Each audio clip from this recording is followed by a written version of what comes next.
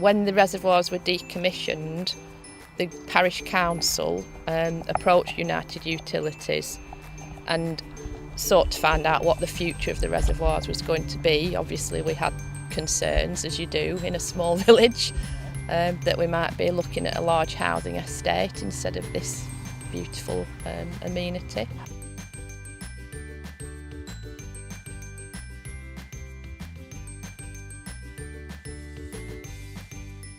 We were approached around 2010 to find out, after all the decommissioning works were complete, what were our plans for the reservoirs, and quite rightly there was some worry, I think, in the village about what might happen with the reservoirs, and would the wildlife potential of them be retained and harnessed.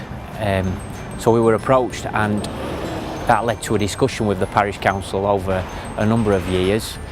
And it was recognised that in order to be able to find a future for the reservoirs, we needed a pot of money, a dowry, and in order to do that we had discussions about a small volume of development and looking at a compromise really as much as anything else, so that we could deliver the dowry if we got planning permission, whilst also ensuring the future of the reservoir.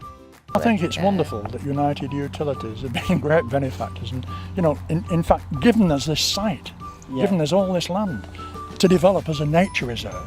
I think, you know, top marks to United Utilities for doing that. Fabulous example of being able to do the two things in one project, to actually have a small number of really lovely houses fronting the main road, but then to leave the remainder of it in perpetuity to the community.